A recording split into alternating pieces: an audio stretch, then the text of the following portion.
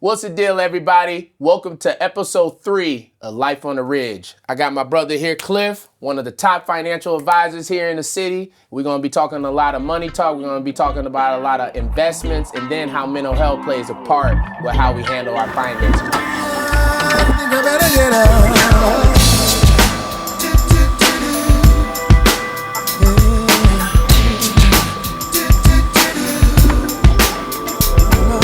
Time is on slipping into the future. Time is on slipping into the future.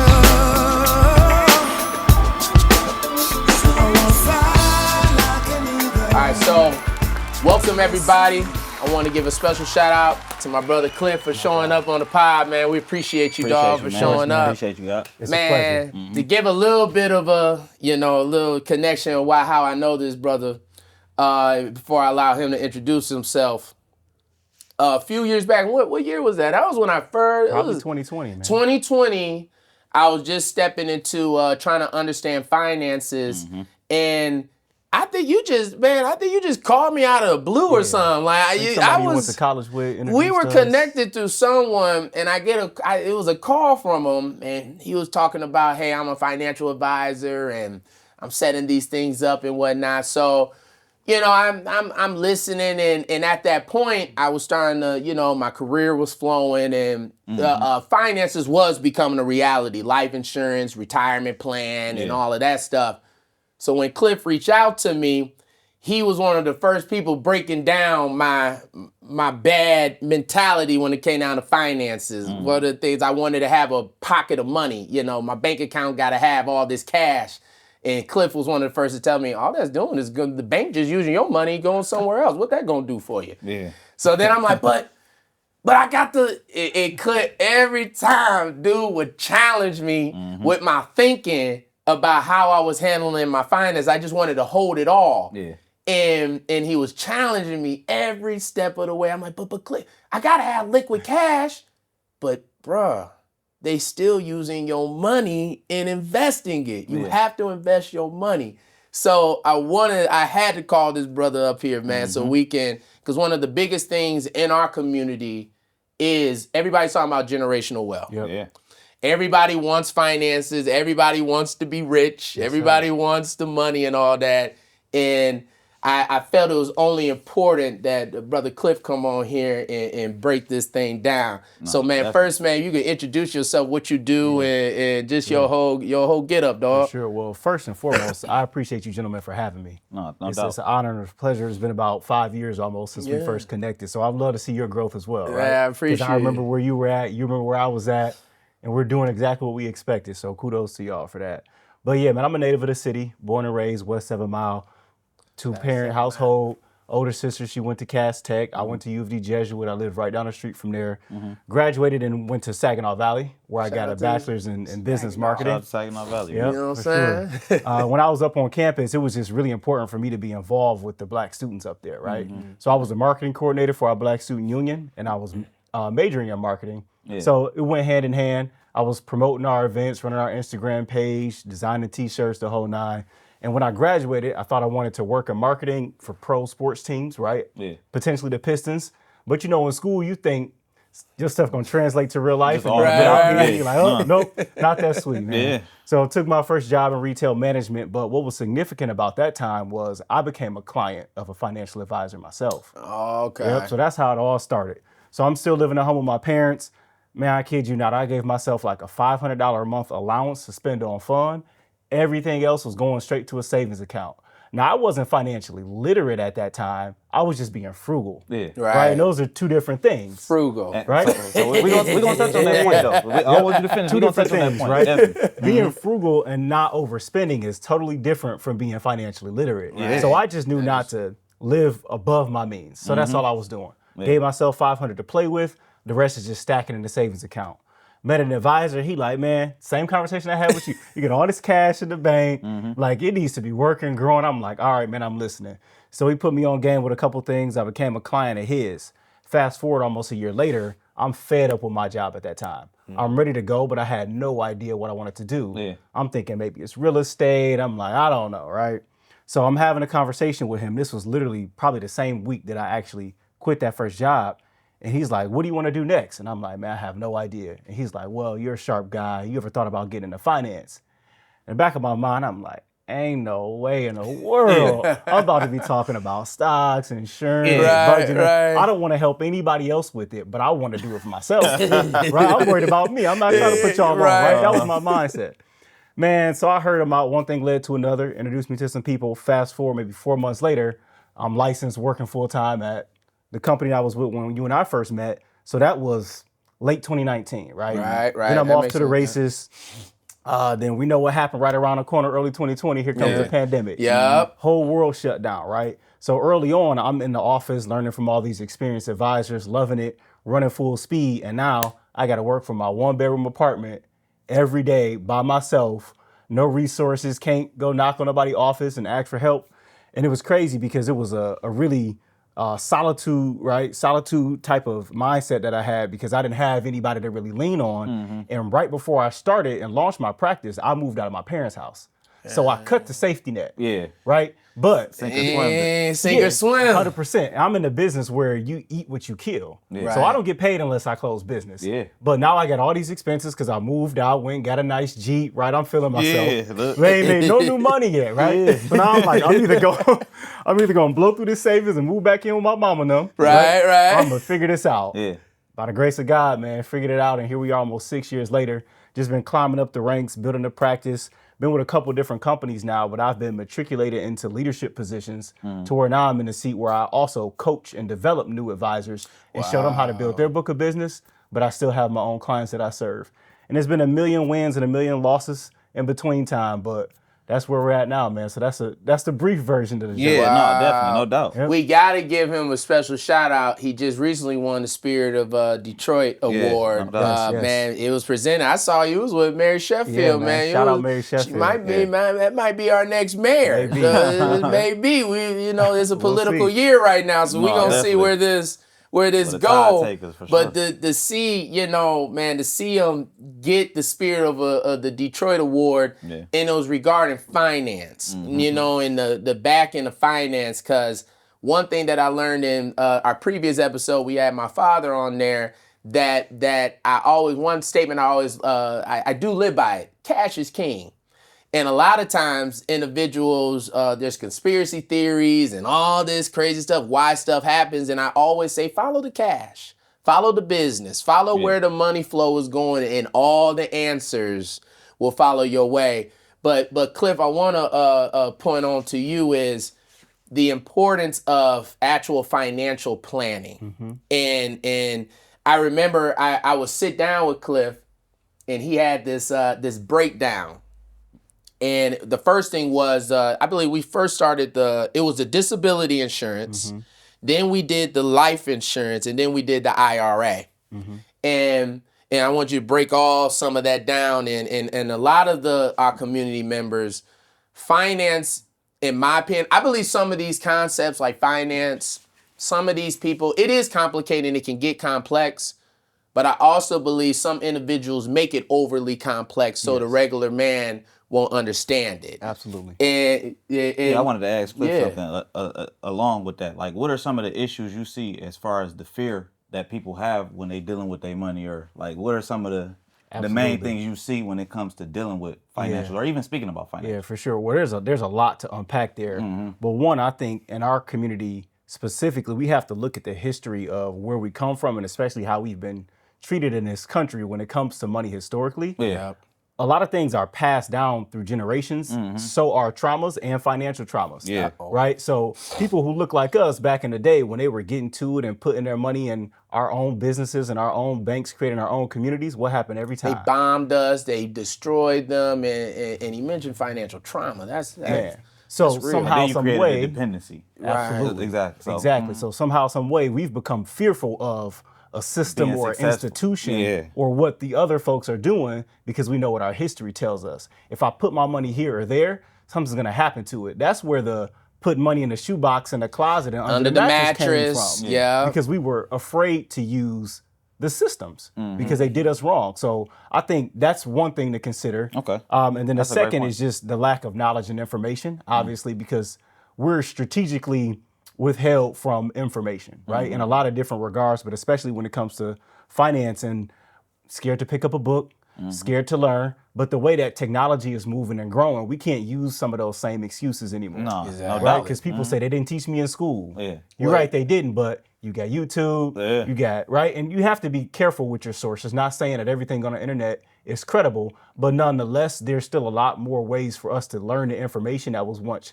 held from us. But I think those are the two main things, man. It's generational stuff, generational trauma that's passed down, and it's the lack of wanting to educate ourselves that keeps us out of the mindset that we need to be in to learn what we need to learn. Yeah. And then one point, like even with he mentioned financial trauma, and I've said something like that in group before, but I really don't think people can really grasp unless you experience that, just like other traumas or so other I situations. want you to touch on that portion then. So like financial trauma, so like he was mentioning under the mattress. Yeah.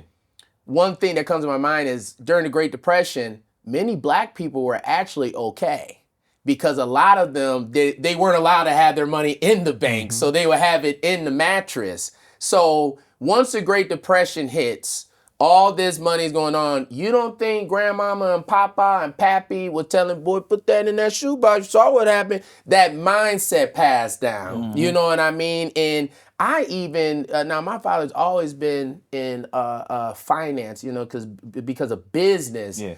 But even with historical, because then there goes into historical trauma with the financial trauma.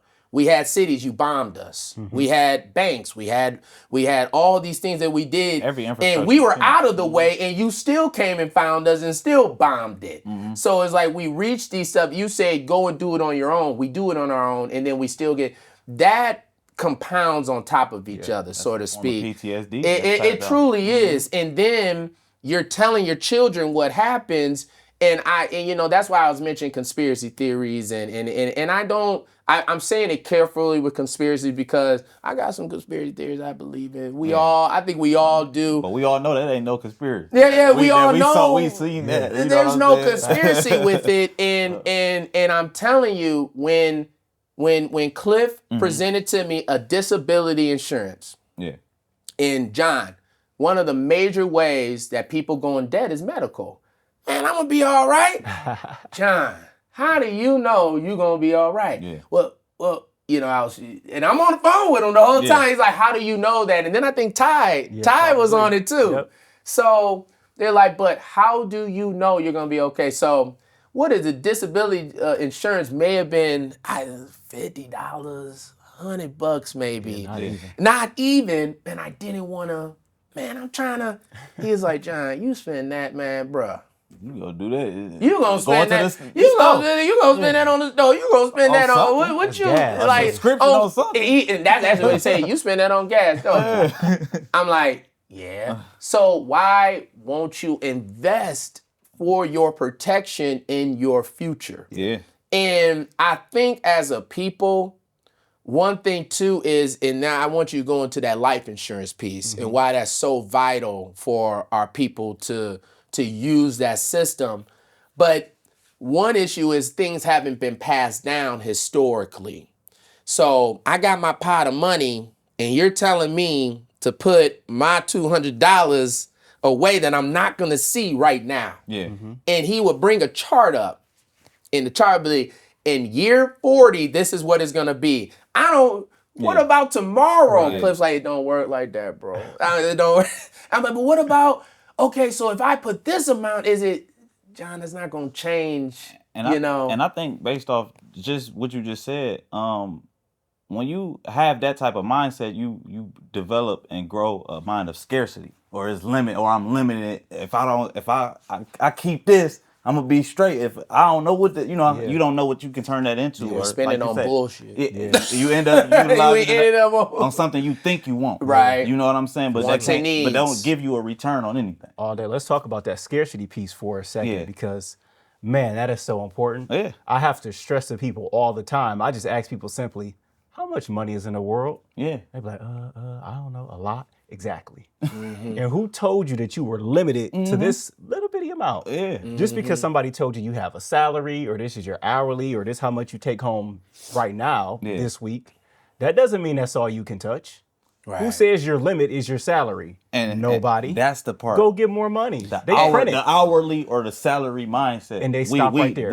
Stop right that's there. literally where we stuck at. And you know, you have certain even elders, you know, you go get that job or do this and you know, a lot of the times you think you put yourself in a box like this is all I can do because they told me I gotta go to work and do all it. But it's I was victim of one of those, you know what I'm saying, of that before. So I understand how that can hold you back.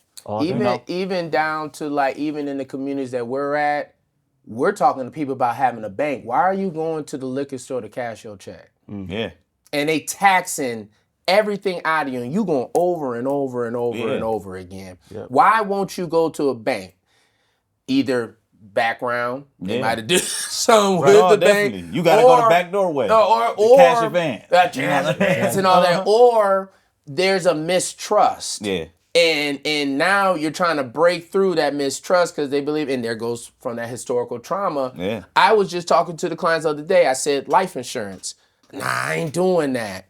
Why?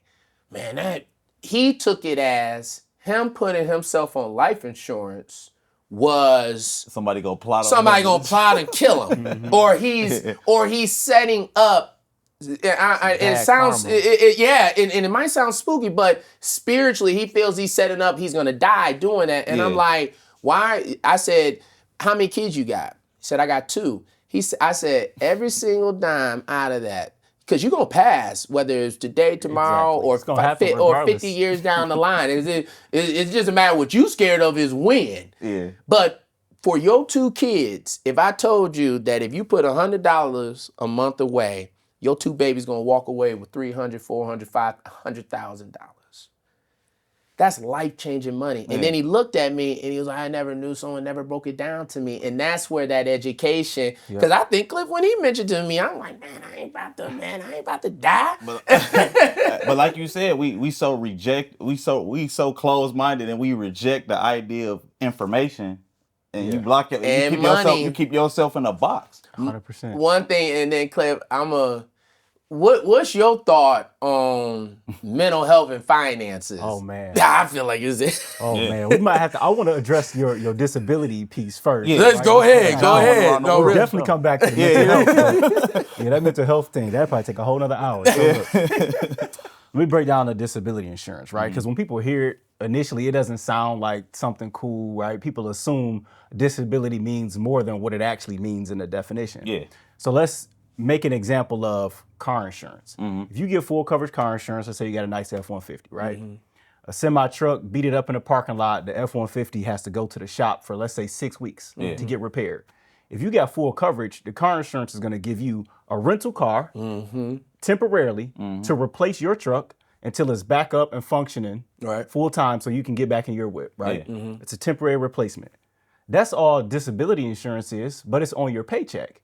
So if you have a paycheck from your job and you are mentally or physically unable to work for whatever reason, and you're out of work temporarily, so now you're not getting a check from your employer, or you're only getting half of what you're supposed to make, you can get disability coverage outside of your work that'll come in and replace your full-time check until you are up and functioning again full-time.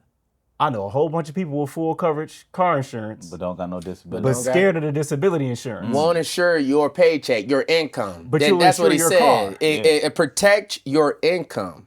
That's what it is, John. And I said, but the piece is we as I think for us as a community, and a little bit of I'm a tag in men too. Ain't nothing about to happen to me, dog. I'm straight. I'm healthy right now. I'm cool. And then a car accident can happen as soon as I leave here. That's how quick it can be. And he kept saying, but John, you don't know that. Yeah. And I kept saying, but John, you don't know that, bro. Yeah. So I went ahead and I said, but the biggest piece, and he said, you will insure your car, but you won't insure your paycheck. Yeah. And especially for us that hold a career. Yeah. You know, the career here, if something would happen to me, and honestly, I get hurt, something happened, my check is guaranteed. And then the biggest piece is medical debt is one of the largest debts Yes. that take people out. Yep. So I got to go to the hospital and I'm not making no income. And then the stress Yep. associated with that. Now you want to Knowing rush that you back. in debt, yeah. You got to rush back to work, or you rush in the process to get out of there, when instead I got a check coming in every 2 weeks and I can sit back and heal. And then real quick too, you break down that life insurance Yeah, too. definitely. Yeah, The perks of it, and, like, Yeah. the misconceptions. Now that's and hard to everything do else. quickly, but I'll give the shortest. It get a little Nah, because I was definitely. battling him with that. I'm like, wait a minute, I need my pros, bro. Yeah. I'll give the shortest summary I can, right? So there's two primary types of life insurance, right? So let's talk about term first. Term, TERM. Think about that as short for the word termination. Yeah. So that just means the coverage is going to expire at some point. Okay. So you can have a policy that lasts for, let's just say, 20 years or 30 years. Yeah. That means if somebody passes away in that 30-year time frame, the policy is going to pay out whatever benefit is on there. It might be 500,000, it might be $1 million, might be 2 million. Yeah. If you're still alive at the end of that expiration date, it expires, it's worthless, you get no money back. Okay. Term is that straightforward. Yeah. Now, typically it costs a lot less to get a big benefit because insurance companies know that whoever they approve, they're not likely to pass away in that time frame. So they're only going to approve people who have probability of living a long time. Yeah. Right? So let's say you're that. 30. Get the cash is king. The probability, yeah. Exactly. And I got- Probability. So let's say you're 30, you're healthy, you don't have any risky hobbies, excuse me. If you live to be 60, well, they know that the chances are high that you're going to still be alive at 60. So they're willing to offer you coverage for, let's say, $500,000. They're not going to charge you a lot for it because they think you're going to outlive it anyway. And a lot of people do because it's temporary, right? It's only good for a certain amount of time. Now, again, it doesn't cost you much, but people like it because maybe you're 30, you're healthy, you get $500,000 in term. It might cost you $50, $60 a month. Right. But if you have a spouse, you got kids at home, you got a mortgage, right? You mortgage $200,000, you make $60,000 a year. Your kids 1 and 2 and 3, right? Something happens to you. How are they going to sustain? How are they going to pay that mortgage, right? How are they going to get to 18, 21, 25 and be sufficient without your income in the household if you were a primary earner or the second earner in the household, Exactly. right? So the purpose of the term life insurance most times is to cover any debt, right? So it could be paying off the mortgage so my people can keep the house. And then a replacement of income, man. Yeah. Right. People overlook that because if you, again, are making 60, 80,000, they're living off your paycheck. If you're gone, there's no more paycheck. And them years of that. Years. Years of Years. living on an income is a huge point. Yep. It is. So that's the term, right? It's that simple and straightforward. Again, if you outlive it, it's no good at that point. So a lot of people are like, well, I want something that gonna last forever. What do you mean it's over in 20, 30 years? Yeah. So that's when we have the flip side of permanent life insurance, Yeah. okay? And it's just as it sounds. It's permanent coverage. So that means it lasts for as long as you live. It never expires. Now there's different forms of permanent insurance, but whole life is the most like simple and straightforward. So we'll break that down really quickly. Whole life insurance, again, exactly as it sounds, it lasts for your whole life. So if you grab the policy at 30, even if you live to 95, you might have paid it off in 30 years, but you still have the coverage. When you pass at 95, it never expires, okay? Right. So when you do pass away, it pays the next generation, right? But here's what happens along the way. As you're paying into it, the insurance company is adding interest on top of the policy for you. Compound And interest. it's compounding every year of your life. Okay. But guess what? They give you the flexibility to take some of that money out if you want to. So it ends up becoming like a savings account on steroids long term. Yeah. You can use that money for whatever you want to. Now, it's not going to be a super fast pace. It's not going to grow faster than money in the stock market. But nonetheless, it's going to be safe and steady and guaranteed. Yeah. You can go get it, use it for whatever you want to. There's no age restrictions on it either. Yeah. So I like to compare Are that there to any taxes and fees that come associated with that? really good question. No fees. Depending on how you take the money out, it could be taxed, but there's a couple ways to take it out without paying taxes, Okay. right? So there's a lot of benefits to it. I like to compare the whole life to an analogy of buying a home. Okay. You could buy a home. Because you could pull that the equity Yes, and sir. all of that out of the home. You could buy a home at 30. Yeah. It's an asset. Yeah, it's an asset. Buy a home at 30, pay it off in 30 years. So you 60, you done paying on a house. You might not pass till 95, but guess what? You can pass the home on to the next generation. Yeah. They inherit the asset, but along the way, your house might be increasing in value. And what can you do? You can pull from out that of that. equity, Yep, make some yep. plays with it. The life insurance does the same exact thing. Okay, it's an asset as well. It's just on paper and it's not a brick and mortar. Yeah. One last thing. No, keep going. No, 'cause this is that. No, I had a few things to look. I see you guys. This is the last gem I'm gonna drop. Uh-huh. Currently, my youngest client is 2 months old, Yeah. maybe 3. Was born on January 3rd. Pops called me, said, "I got the social security number. Let's get that policy All I need going." is that soul. Yeah. Boom. We got the date of birth, social security number, his name, he's a male. Start putting some cheese in it. Why are we doing that? Well, when he's 30, when he's 40, it's gonna be a couple $100,000 in there Yeah. for that young man. If he wants to purchase a house with that, he can take it out. Yeah. No age restrictions, no taxes, no penalties. If he wants to pay off student loan debt, if he wants to start up a business, he's got the capital to do it. Whatever he wants, he's got the liquid. You got the cash leverage Come to on, be able man. to, to do be what you need. able in the pieces, and that's why I felt Clift was so important, because with you want generational wealth, that is the vehicle. Yep. And go ahead. And I want to add to that. Go ahead. We come from a city where we have to detox the mindset of the hustling mindset. Thank you. This you. is the only way we can be able to get cash and sustain it. So I want to show appreciation and flowers to you for being able to articulate the message.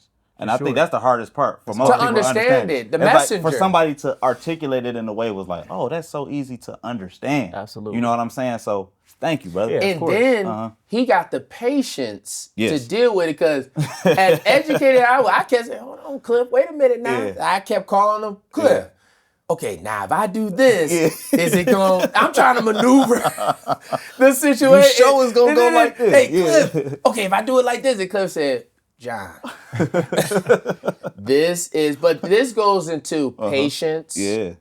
And one thing that happens, especially in our community, and I'm gonna say I think it is a Detroit thing too, because we just a city of hustling. We like bred off that. I grew up with them boys had the onion roll in their pocket, and It's all on me. It's all I got it on me to shoot a chicken box. You know what I'm saying? Like, but and it's such instant gratification. I want it now. Yeah. And you're telling me my $100, where am I gonna see that? You're not gonna see that, bro. But wait. be a while. But Yeah. and because of Clint, he helped me learn, like with my house. I'm paying the mortgage, and there's interest, all that. We can get whatever. But that's almost like a little piggy bank that I'm putting cash in, that I can at one time be able to grab pull it. money out, do something else with it, and then maybe put a down payment on a bigger home and then rent the house out. There's so many things with finance that we're capable of doing with LLCs. And then my understanding with life insurance, some of the big dogs, you leverage it as an asset. Oh man. They Quick story. Go ahead. Y'all familiar with Ray Kroc, the man responsible for scaling McDonald's to the world's Yeah. largest Yeah. chain? Off real estate. People think that McDonald's is a fast food play. it's real It's a real estate play. It's a real estate. But here's the thing: as he was expanding the franchises and needed capital to purchase up more buildings and more real estate, where did he take some money from? His His whole life insurance policy. This isn't a new trick. Yeah. They've Right? been doing that And since it's, the thing is, the Rockefellers, we've been all of that. 5 generations behind, Come on, just man. catching up Tryna and being play able to catch up. understand and comprehend that this is a play that can change your family dynamic for the next 7 generations. day. and now we're going into The golden age. it, but also That's what I call it. history. Uh-huh. You had the Black American the slave or whatnot. Generations, because life insurance has been going on for a long time. A long time. And you're talking about generations of people passing down 100,000, 200,000, 300,000, 400,000. Here, son. Here, daughter. Here, son. And then we go to those communities and we see those mansions and the $1 million homes and all that. And it wasn't hard for them. Yeah. Because it was passed down, but the lineage of the family knew to pass this down, and I think, and Cliff, maybe you can answer better to that. I think us as a people are starting to get a little bit better at that, to understanding what that really is. I'm just glad that we're even having us even saying generational wealth is power within itself. But I think now, similar to the mental health conversation, It's just a statement to be said now. Yeah. We want Yeah. generational wealth. Yeah. Yep. And then we ask, and I'm sure you. All day. And it's Go like ahead. it's like playing the game and don't know the rules. You Or listen. how are you gonna win a game if you don't know the rules to the game? Listen. But you won't listen to the referee. You No, won't listen. No, seriously. And I thought about this before because I'm always thinking about analogies. Just how I was able to break down the car insurance example, buying a house. That's how This I is feel how now. I Yeah. educate people. Because that's how Using we accept analogies. it. Yeah. This is one that I came up with as well one day when I was just thinking about money. I'm like, okay, money management, especially in America, is a game. It's like a big video game. Monopoly. Shout out But to Kendrick. when I was 12, and my mom will be mad about this. Shout out mom though. Shout out, I might have Mom. been 13. My sister was 18. So I couldn't buy the X-rated video games, but my sister could. Yeah. I had a PSP. She went and bought me Grand Theft Auto. Okay. I'm playing Grand Theft Auto. Could never get past the first level. They kicking my butt. Right, Here right. come the little police stars and whatever. I would never make it past the first mission. I had a friend at school. He gave me a website and said, "Bro, there's cheat codes on there." I went home on my I remember dial-up those internet. days. I went home on my dial-up internet. L1, L2, R1, L1, R2. left down, right up, left down. Had the up. combinations And memorized. triangle, circle, square. All of that, right? All that, yeah. So I done memorized the cheat codes to get the police off my back, or the cheat codes to get a getaway car out of nowhere, or to get a helicopter and escape. And what happened after I kept playing and using the cheat codes? Eventually, I beat the next level, and I beat the next level. But before I had the cheat codes to help me out, I couldn't get past it. But here's the craziest part. Somebody wrote and designed the game, right? There we Who go. wrote and designed the cheat codes? The same person. So Because the people who write the financial game, who write the script for money management, are the same people who write the cheat codes. And the answers are out there. We just got to look in the right places. No, definitely. And I think too, we have to work on one issue that we have as a people in the community is Cliff went to school, he got certified, and he spent his time for his craft and his knowledge. I'm not going to, hey man, you think you can knock the, hey man, give me some, no. That's just like, we have a bad problem, man, we family, come on man, why can't you set up my thing on the low? No. This man spent the time for his expertise. Yeah. And one thing that us as financially speaking, that see, other communities aren't asking them to dock it down. The community member either is going to do it for them or they're going to pay that full price. Yeah. But when we go to our local business owners or Cliff here, man, how come you can't, man, dang, bro, I'm sure you dealt with it too. Man, set that up for me. Yeah. Okay, well, we're going to have to, I need you to sign some documents. Consultation gonna be Yeah, about it. consultation or something like that. No. And we want to dance around it. Or we want a second hand, not pay our guy who's a photographer who's great at what he does. Yeah. He knows how to video shoot this. You can't do the art that he learned. Or the quality. He took the time to educate himself. Yeah. So and I think too, we as people got to learn to respect the educators in that field. He's talking about the cheat code. That's why lawyers, my dad always told me you need a lawyer, a banker, and a doctor. And then it was someone else, and a finance guy. But bank, doctor, lawyer. You need your health, so you need to have a doctor. You need your lawyer because you don't know all them laws. So how are you going to? And then you need your banker who's going to understand, but it's seeking wise counsel. Yeah. And we don't do that a lot of times. We don't, or when he's telling us what I'm sure you deal with that too. You're telling them that after I tell you what's going on, you're giving me a message, I want to do that. Then we want to get upset. Yeah. Or we want to, man, but how come I can't do it right And now? that mean that just comes from having a lack of foundation of like respect for, like we was talking about, of hierarchy, of family, of somebody even hearing your thoughts. Shut the F up. It's like you never had nobody sit down and actually listen to nothing you had to say in your life. Absolutely. So that's gonna build a certain level of suppression. Yeah. And it's gonna carry on into finances and other things. Nothing- There's no excuse, but Nothing this is reality. easy No, to it's not. set an infrastructure up like this, and then it kind of goes. It really is a whole It's a conversation shaky with itself. foundation, bro. Yeah. Your It's mental. hard. I said in there too with them. What you spend your money lets me know who you are. All day. And what they don't understand is everybody in the finance world, like when I wanted to buy a house, he wanted my bank statements. Yeah. that bank statement not only shows your flow of income, but what you spending your money on. It tells a story. Why you made $3,000 and you spent $2,100 at Gucci. Yeah. And you want to ask me for $425,000. Yeah. How am I going to get my money? Yeah. And that's that financial conversation. But to be frank, anyway, you made me the bad guy anyway. But these are the things we got to teach people, because if you don't have that life insurance, that IRA, all that I've known now, and I don't say it as judgmental, but I am going to say that you ain't got no business spending all that money on all this stuff if you don't have that infrastructure set. All this, I'm down for. We all Brisbane. Hey, put it on. But where's your infrastructure, especially if you got kids? Yeah. Especially if you got kids. And I know my sons are set, because when I pass, daddy set something up where at least, even if it's 30,000, 40,000, $50,000. None of us are waking. Well, some of us are, but let's talk about people in our community.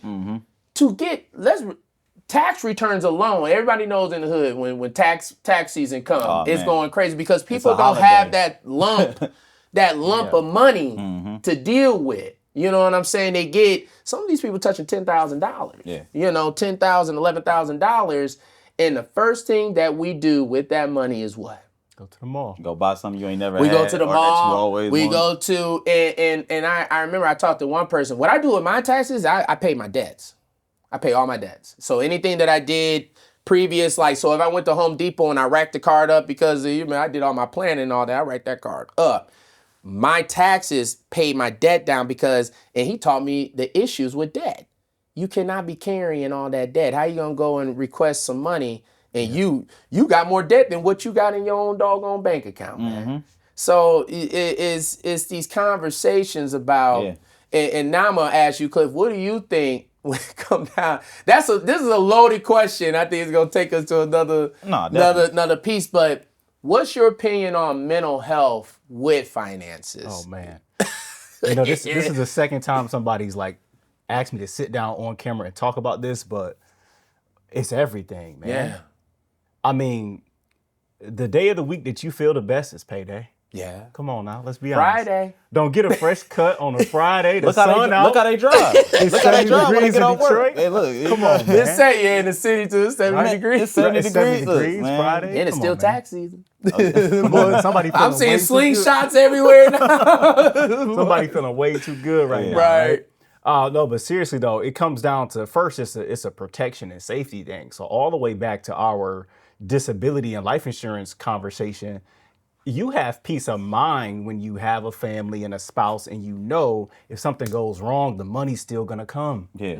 Peace of mind changes everything about how you move. Yeah. Swag different, you talk different, No you can impulse love on your decision. people different. You can operate in your best gift differently when your peace of mind is intact, right? So that's the first check of the mental health, is if the foundation is laid with a good emergency fund in the bank, the appropriate amount, and the right insurances, so if something goes wrong, I'm squared away. That's where it starts. But then even beyond that, when you start making your money work for you, right? When your money is earning interest and you're not exchanging your time and labor for it, then what happens?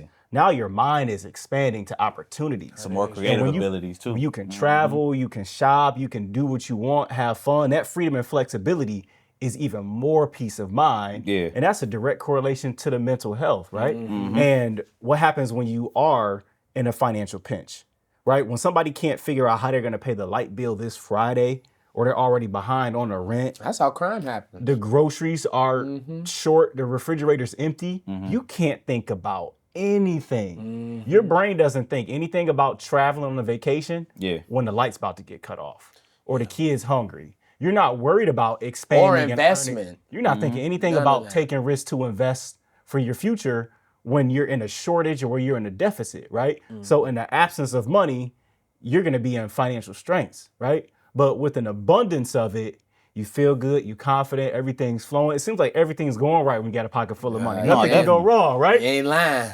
But you in a pinch, things only get worse. But why does that happen? Well, you're already in a poverty or scarcity mindset Yeah. when you're lacking money, so you're attracting more negative energy. Now your mental health just keeps getting worse and worse, right? Right. When they say the rich get richer and the Poor poor get get poor, poorer. well, you get into a mental state that just keeps you down when you're already in a bad spot. Yeah. It just gets worse and worse. But once you cross that bridge and you're in that spot of security, then it becomes surplus, then it becomes abundance, you start to move find more different. and more opportunities, and then it just gets better. Yeah, and I think based off what you're saying too, like I always speak on mentorship. Like financial mentorship is we speak about mental health and having somebody in that arena, but like you say, having a financial advisor or somebody that you can confide to. I called them the other day, asked a couple questions. To have you just understand different strategies. Because if it's a game, you need to know, you have to have a strategy to win the game. Exactly. You know what I'm saying? And everybody's strategy is different. Create one that's suitable for you. You know what I'm saying? And then too, where this makes this conversation for at least the community, because one issue is a lot of our community members is just surviving and paycheck to paycheck. Yeah. And one thing goes into the generational piece to it too is some of us may, and there's that generational curse and breaking generational chains, and one of us in our family needs to be the one that set it up so it can get passed down, so my babies ain't dealing with what the thoughts that I had to deal. I might, and that's where a little bit of the sacrifice comes to. I might not be the one that's going to be able to reap that benefit, but I'm going to set it up for my son to be able, so my kids moving forward is not living in that poverty, that poverty mindset in survival. And I don't say that as because I do feel like some people use it to speak down on people and all of that. But when I'm in a constant state of survival, every dollar comes in has a place where it needs to go. I don't even have a cushion to even be able to save a couple hundred. Honestly, we're in a time where $100 can break somebody. Yeah. Definitely. We're in a time where a $50 expense, $500 alone will take somebody out the game. Yeah. Honestly speaking, if the car breaks down and they got to take it to the mechanic, that can be devastating for a family. And that's the piece where I guess my question might be, man, that might be too hard to answer, but what do you think for the family that is dealing with that survival? Because, I feel like a lot of people, man, just invest. Just save your money. You could do it. And it's like, look, bro, I'm going to Dollar General every day to at least get some Zoom and Wham Whams to survive. Yeah. I'm living off ramen, bro. And you trying to tell me to put up $100? I don't even got $100 to put up, bro. What do you, is there a way for that family to, you know what I'm saying? That's a tough one, man. There's no answer to it. Because it's circumstantial. So everything is like circumstantial. Everybody's so different. So it's like, that's why you really can't add. But I guess, I'm somebody and I'm watching this podcast and I'm listening to you guys and I'm trying to go, I'm living paycheck to paycheck. I guess we can't have the answer for just, hey, this is what you do, but what do you think just to start with? Or and crazy, because what I'm going to say actually doesn't have anything to do with money planning, but they say you are a result of the 5 people you hang around the most, right? So when did I start earning more money? You reap what you sow. I got in finance and started hanging around people who make way more money than me. You reap what you sow. And every time I meet somebody and get closer with somebody that has more and more money, what happens to me? More plays. I don't know. The universe just says, here you go, Cliff. Law of attraction. Right? Law of attraction. And then that attraction. abundance that I talked about, it just creeps in, and then you start thinking bigger because you're seeing bigger, right? So for the people who are in a tough spot, feel like they're down and out, I'm not going to say, just go further your education, get a better job, because that's too... It's not that easy. That's just that cliche statement everybody says. 100%. Well, one thing Go ahead. I want you to finish your thought, brother. Yeah, if it's one person in your circle that you know is always a Debbie Downer, they calling you with the bad news, they asking for something, they just seem to be unhappy and unlucky. Might have to cut them off. Right? And little by little, every person that's draining you, get rid of them. And in the meantime, you need to be replacing it with something positive, though, right? And you might not know somebody who is killing it that you can get close to. But guess what? You can go find somebody who wrote a book, who made a video, who's Yeah. inspirational, who has it figured There's out. audibles. You There's can make all them these your things. mentor. Exactly. You can make them your mentor. I got billionaire mentors that I never met before. Yeah. But I watch them on YouTube. I read their books. Yeah. Right. And I know people in real life who got it too. But that's where it starts. Cut off the negative energy in your circle and start seeking information. That's the word. Seek, and you shall That's find. it. As long as you seeking and you have a will to want to do something, you going to find the way to put yourself in a position. You know. All day. I'm gonna be honest. This goes a little bit into what I always say in group with the clients: desire. Yeah. You have If to you want it. have a desire and a want to, this is something I want to achieve. This is something that I want to do. One thing, we ran group and we were talking about how much money. The group was called the high cost of low living, and we asked them, how much money do you use on liquor a week? Oh boy. Boy, we was hitting numbers. And then the end of the year, we were calculating it. Yeah. Some guys were saying, I'm spending 100, 200. Some guys, then the weed, the guys were talking about how much they spend on weed. Then there was dope, weed. For beer alone, a guy spent over $14,000 on beer. For weed, it was in a year. One kid said he was spending $400 a week. I'm like, you're tripping. That's just wild. But I had to tell him, you're tripping. Yeah. But the number was like 20,000, Yeah. 30,000. So we sit here and say, I don't have the money. I don't have this and that. You were able to carve out $14,000. You gave that beer company $14,000 at the end of the year. Catch this, man. I got a cousin. She's my dad's age, but she was having a conversation with him, talking about she hit the numbers. Yeah. Right? Playing the lottery. Right? Here we go. And All the money you done gave them. that story turned into, oh, how long you been playing the numbers? Now, mind you, let's say she's about 65 right Yeah. now. It's like, oh, since I started working at the plant, which was at like 20 years old. Right? So one day I did the math. I said, okay, 45 years, and I guess she told him she'd been playing like $25 a day, something like that, right? Yeah. So I did the math. I'm like, $25 a day for 45 years. And then I put in the averages of what she would have made had she been investing that in a 401k at her or job. something, right? And I was like, I'll never show her this number. Is Because that she would have $3 to $4 million to retire on right now had she been putting away that $25 a day for the last 45 years. Yeah. And she would, that is your lottery. And like you said, And all that money the they thing use. is, the she thing probably hit is, 20,000 2 or 3 times here and there. when you only think of it from money in a certain situation of a vacuum, like of a microwave instead of longevity, or you cooking this food, it's gonna always be a situation. Like you say, you could have had 3.4 this, that, and the third. I think too also that we as a people a little bit think that it has to be a win from a lottery. You got to get a rap deal. You got to get to get that sump of money. Like I got to win the lottery to get $30,000. Yeah. You gotta be a hooper to make that $1 million.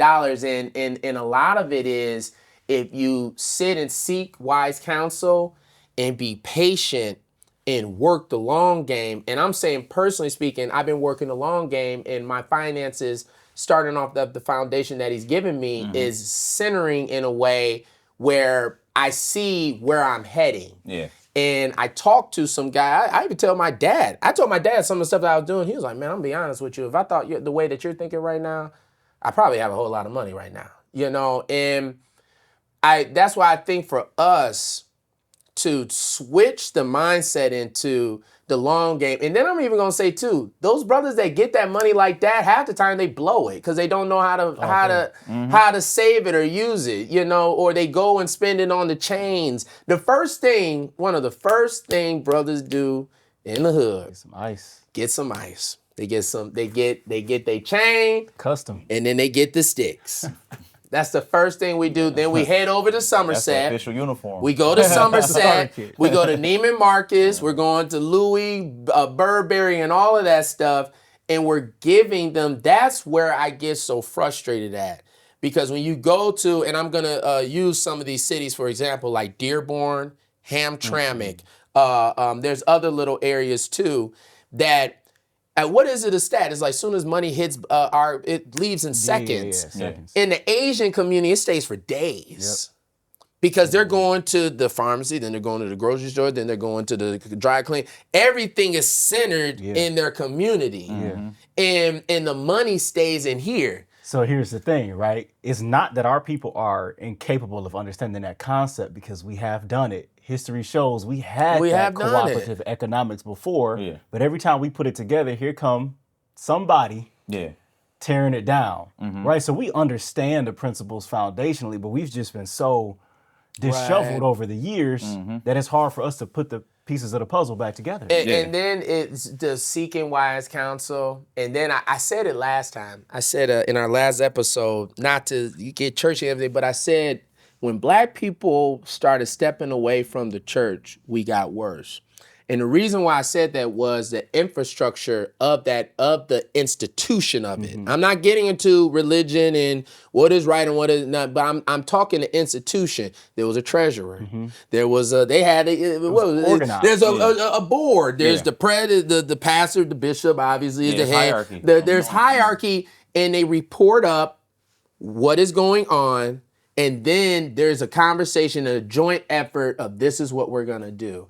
And right now, there are organizations and there's stuff of that's happening, but on a community level, I would like to see where more institutions bring in the community members. I was able to understand finances more because of Lake Ridge, because I sat in the finance room where they were talking about taxes and the water bill, the gas bill, the light bill. All of this stuff plays a part, and we had the budget.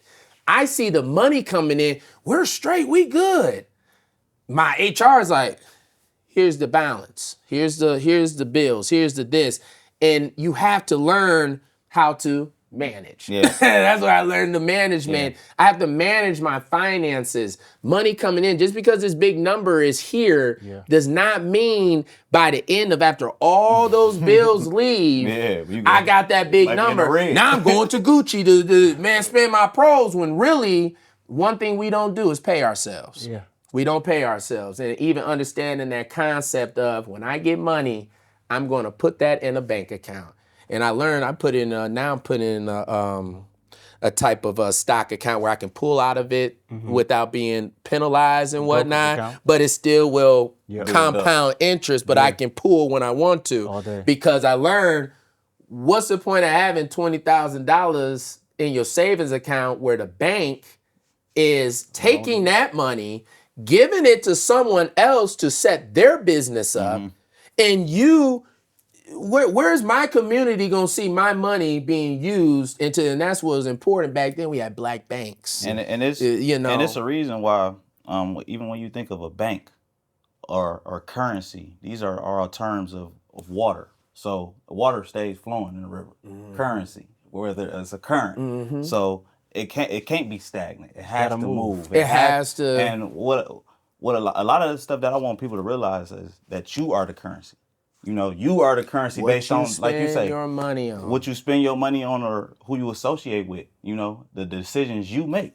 You control the flow of that currency. It can be unlimited if that's the mindset you have. Or it can be scarce. A little bit too with the mental health conversation too is, I always say, what is your relationship with money? You know, if I grew up on the block where, he had that loaf in his, I seen it. He had that loaf in your body. That boy look good too. You're like, dang, I'm tired. He got the sticks on. He in the old school. And all the girls want him. So like you see the young bull seeing that, he got the money. How did he get the money? Status symbol. It's a status symbol. And that's what we grew up watching. So he got fast money. He always, but I remember, I don't know if it was Cliff or Ty that said, it was somebody, he said, that guy with that little hood money is not worth more than the guy where his money is in the bank. Because the guy in the bank is going to be able to do more power with his money. He can go and buy the house. How are you going to prove that $40,000 in cash? Where'd you get it from? Where's your W-2s? Where's your pay stubs? Where's your history to prove to me a banking institution to give you $300,000 to put on a business, and you can't prove to me where you got the money from? You know, and I was like, wait, and I say it to them too. I say, man, that little $40,000 in your hand ain't worth more than that boy with 10,000 in his bank account. What? What are you talking about? Yeah. He can't prove it. So hear me out, right? When it comes to keeping money that is under the mattress in the shoebox, not only can you not prove it, you can't qualify for the mortgage you're trying to get, et cetera, et cetera. And we see all these stats about the low income in the city of Detroit or the low income in any predominantly black city. Money flowing through here. I call a cap every time. there's money flowing right? through here. Because where do they get these metrics from a lot of times? The Census Bureau. First of all, brothers ain't filling out the census. Look, I know. Second of all, I say that all the They time. don't know how much money flowing through here for Look, real. For one, we're not filling it out. For two, when people are filling it out, maybe they report based on their salary at work. That has nothing to do with what I got tucked under the mattress, right? So all this unaccounted for money doesn't go into those statistics. So when they say our income is here, but then they turn around and say, "Oh, y'all got a $1 trillion spending power," the math don't math. Because how are you telling me $1 trillion spending, but we ain't reported in the numbers? How are you telling me our household income is 25 G's, but we spending $1 trillion? Because it's not 25 G's. It's way more than that, but it's money that's going unaccounted for. That's another conversation too. Do they use that too? They can use the census to impact us negatively too, 100%. right? Like 100%. less funding and whatnot because they feel like there's... Oh, they don't need as much over here. They don't have much going on. But here's the other side to that, right? So the 10K in an account being worth more than 40K in cash. Well, a brokerage account, which like you just mentioned, where you can invest money or even other types of insurances, etc. Here's a game that nobody's talking about. You could have X amount in certain accounts and go to banks and get lines of credit against what you have in an account and leave that money in that account. And use the line of credit. Keep growing while it's in that account because you never pulled it out. But now you can take your line of credit, invest in a business, buy real estate, do whatever you need to do. So you've doubled the money without moving it, right? Because if you had 10, 50, 100 grand sitting in a proper account, the bank might give you another 50 or 70 to go make a play with. Right. But you can leave your 100 here and it's growing all along the way. But if you're doing the smart thing, the line of credit that you took out, you're putting that into an investment as well. Right. You might be buying property, turning that into rental income. So now you're doubling your money because it was in an account versus it sitting in liquid cash. Yeah. Not only is it depreciating because it's not earning interest, but inflation is kicking its butt. You can't get loans off of that. You can't prove it. And there's no protection on it. Right. So if somebody comes stick you up for it, you can't claim, oh, I lost X amount of money that was in the shoebox because there's no proof of it. If somebody hacks certain accounts or steal your money in the bank, it's insured to a certain limit, right? You can get some of that back. So there's all types of pros and cons to having the money in a system and in an institution and understanding the power that you have with that. And using it in the right way. And that goes to, it keeps going back to educating our community members and having individuals like Clift that's actually from this community to explain these things to us. Because I'm going to tell you now, there's a whole bunch of, but he really hit it on them. There's a lot of money in the city and we know it too. Definitely. These boys got cash. Like the money, they quit to tell you they ain't broke. You know what I'm saying? They really are not, but it's about your infrastructure and what you're doing with that. And then I think too, just back to your relationship with money, and then like even down to like I grew up watching my dad. He would give guys $200-300 just giving it out, and it's just like, what do you what do you do? You just gave out $500, and then I've literally watched Julie. He's just like, hey man, he'd be straight, just giving it out for what status and that money could be put into investment or something like that or something smarter. But we use a lot of time. And in this one point, I'm not coming for people, but we do misuse our money. And we put our wants over needs. That's what I learned from Clift too. No, definitely. Wants versus needs. What do you actually need, John? I want, you just said want. So how you going to, you know what I'm saying? And that's another thing that's not established. If you come up in a household people who live beyond their means for your life. It's an easy way that can trickle into your spirit and you, like you say, the wants versus needs chart. And a lot of let's just boil it down. 90% of people that come from this community ain't got the wants and needs chart in their house. Or what we need to pay this, but we gonna go get this. We'll get the subscription for this. Yeah. Just to just so we can watch this new show that just came. You know this is what I spoke on as far as valuing the entertainment over the education. And I'm not speaking from a perspective like I got it all figured out because I'm still learning and growing in the financial space myself. So, but I so happen to feel like in my realm, I think anything is possible. And I know I'm gonna be straight at the end of the day because of the people that I associate myself. Yeah, you know what 100%. I'm saying. So, but these are the conversations that we want to have to cleanse the spirit of the hustling, the hustler. There's nothing wrong with being a hustler. I don't want to misconstrue that because it's good to build relationships and establish certain different things and have your hands in different places. But that can't be the end all be all of your mindset. Absolutely. Because it don't sustain longevity for the most part. Yeah. So when I'm sitting down with clients now, one of the first things we talk about as soon as we start the conversation is, where are you from? Yeah. Who was in a household which you grew up? You sure do. What lessons did you learn about money? Good habits, bad habits? What did you pick up from that? Earlier, I told you all that I got my first paycheck. I gave myself $500. The rest stacked in the bank. I was frugal, but not financially literate. Well, why was I frugal? Because my dad acted like Julius and everybody hates Chris. Oh, yeah. Like, boy, you spent 10 cents in milk, you better. I can't say, I'm out cold too, so I can't speak her down on him. What are you telling me? He said, that's 17 cents worth of refrigeration. You know what I'm saying? Right? I'm the same way, I ain't gonna lie. But that's a real thing, though, right? No, I didn't think, oh, I should save most of my money just because I woke up with the grand idea on my own. I witnessed my dad be frugal and not overspend on unnecessary things. So I naturally adapted that mindset. Like, oh, I'm not going to overspend and splurge on luxury stuff. My dad would come home from the grocery store. It wouldn't be not one brand name, nothing on nothing. Whatever knockoff cornflakes you could get, we got it. Like, whatever knockoff cheese, it's really all it's all the same. You know, Not at that time, man, they had a different I can't speak for at that time, but actually in today's age, most of those food companies are literally under a same parent company. So like Tyson, there's all these other people all under them, and they're making pros off all of that. You know what I'm saying? And he mentioned something because, and that's when it comes down to legacy and who we grow up with and who we watch. Because for me, it was my mama. And everybody used to call me cheap, and I would respond, no, I'm frugal.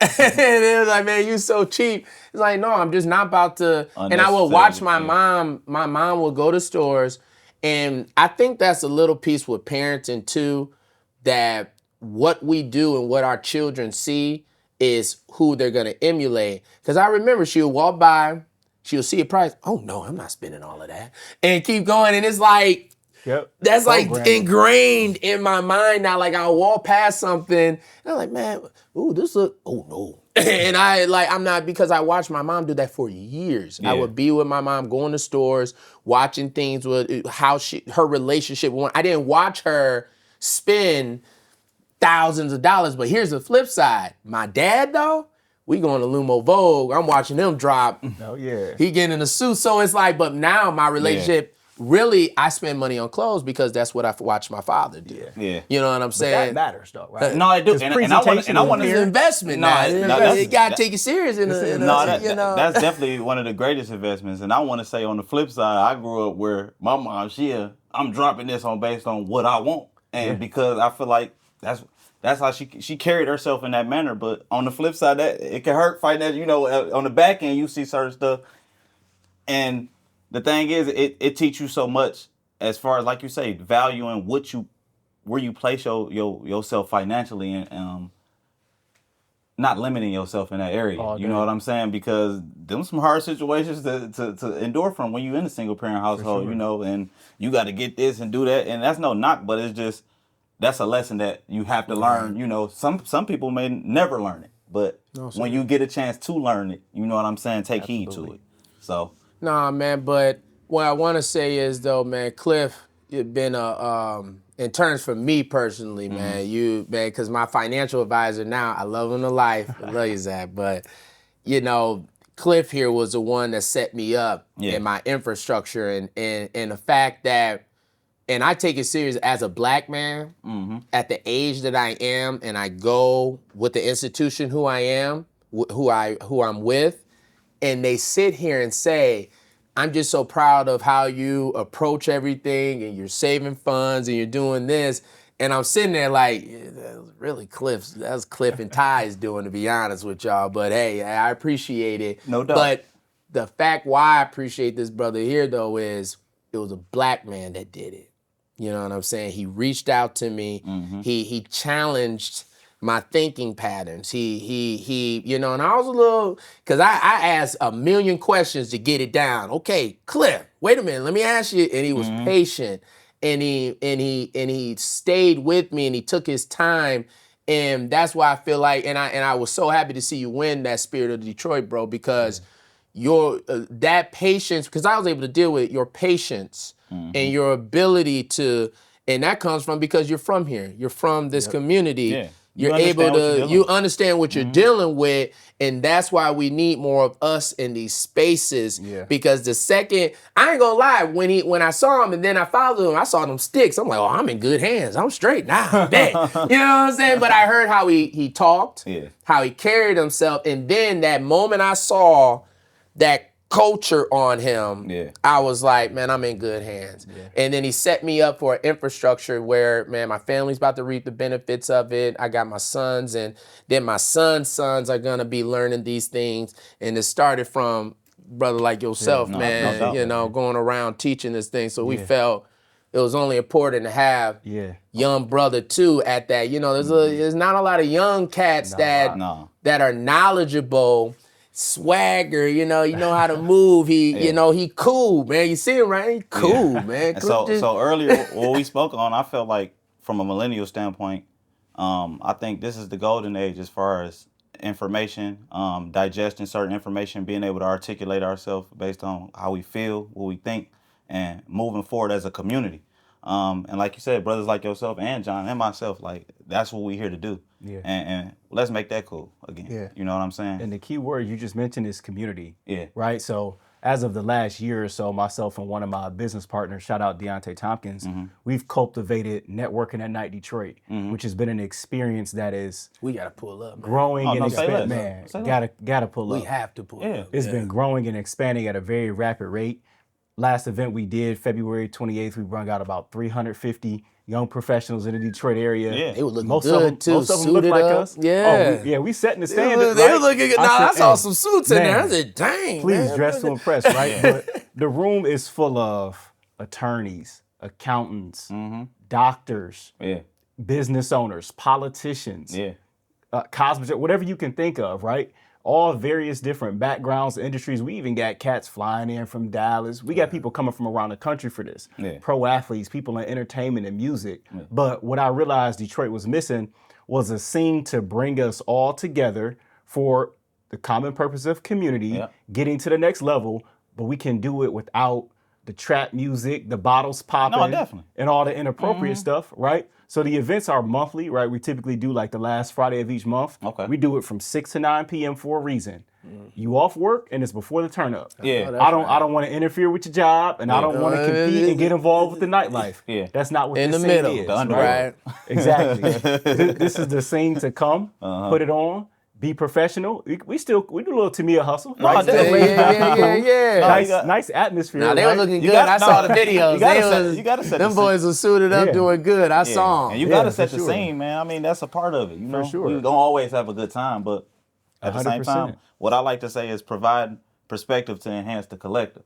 That's the mission. That's you know what man. I'm saying? So that's why we cultivated that scene to make sure people in the community can get what they need and come together as a collective. Okay. Nah, but man, this was a powerful episode. Definitely. Because, man, like I said, this brother right here is on a mission of educating through finance and financial planning. Yeah. And without that infrastructure, we want the fast money. Really, truly speaking, with generational wealth, some of us fathers, some of us mothers, we're not going to be the ones that may get the glitz and glamour, but our baby's gonna get it. Yeah, we set the foundation. We set the foundation, and some of us have to, I don't even want to use the word sacrifice because that feels a little negative, but it's about this it wasn't my fault that my family put me in this financial situation, but now it's my responsibility. And if you're telling me it takes me maybe $200 a month to get a whole package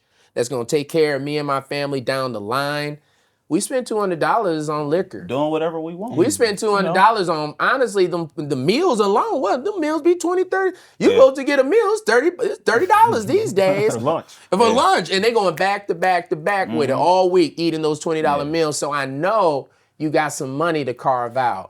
And Learn how to cook, man. and got to learn how to cook. Learn how to cook, man. And then just Cliff, if there's something that you know, to the young bulls or just the members of our community in terms of finance that you want to, you know, your passion or your mission to them, you know, to let them know. For sure. I mean, one of the biggest thing I just talked about is community, right? Which also goes back to auditing your circle, right? So stay around people that you know are positive minded, people that can be of good influence to you, and remove all the negative energy, right? So that's going to be the first step. And the second one is just seeking education. But again, with the internet, it makes it tricky because sometimes you think somebody knows what they're talking about and they just on there running their mouth, right? So look for credible sources, right? Read books by published authors that have been out for a while, gain some mindset and some attitude. And beyond that, man, it's just investing in your talent and your skills, because that goes a long way. Right, your biggest asset is the fact that you can produce. Right, whether that's working a job, being a creator, having a business. The fact that you can produce income for yourself is going to be your greatest asset. But the people who make the most money are those who have invested in their information, in their time, in their talent, in their people skills. Right, so that's where it all starts. It's not about do you have the best skills trade or did you pick the job with the best salary. Can you communicate with people? Are you likable? Do you have the attitude and the mindset of Character. Hey, abundance, and do people want to be around you? Great character, right? Character. Invest in that and skills and information about how to just handle people and maneuver through life. And that's what's going to take you everywhere. Because Johnny just sat here and talked about all these things that I told him about, put him on game with these strategies. But the relationship is why we're here 5 years that later. he had, exactly. Or that you had. A lot of people could have gave him the information, open this account, move this here, move that there, but they're not sitting here in his seat with him 5 years later. It's the relationship, it's the character that's going to take you to the next level. So that's what you need to invest in. And we are, and my last point too, we are resources all together. And we have a horrible habit of, all of us have a skill set that we can latch on to. Oh, I got a finance guy. I got a videographer. I got this. Hey, you could use them. Go ahead. But we want to hold on to our resources. We want to, because if I think, man, he's going to do better than me, it's not about that. It's about you have something that you are skilled at. I want you to do that to help me what I'm skilled at. And then we spread it out and everybody wins. And that's how they did it back then. And my great grandmother used to say this phrase where you ball your fist up and can't nothing come out and can't nothing go in. You know what I'm saying? So it's like we speak on it a lot. We become islands. Everybody is an island, and it's like if we come together and merge, you know, what you got on that island, you got that. Oh, they creating that over there. We bring all that together, then it's a revolving. It's gonna forever revolve. So 100%. And obviously, like you say, history repeats itself, and that's we on this. It's non-negotiable for us to be on this. You know what I'm saying? It's a lot at stake. So we don't have any other choice. No, that's how I feel. It's no other choice. If we don't do it, who will? And I'd rather do it with my people who come from here and understand that. And good people in general. I don't even want to just box that in. Good people in general is what I want to deal with. So we appreciate you, brother. Yeah, man. Thank you for really holding it down. We want to show this brother his flowers. Man. And to y'all, continue to watch and continue to share y'all know-how, knowledge, and everything else. Comment, what y'all think. We're gonna have Brother Clift tagged on the video so you guys can seek him out, and if there's any resources or information that you want from him, we'll have his page information on there. So we want to thank you guys for tuning in on episode 3 of Life on the Ridge.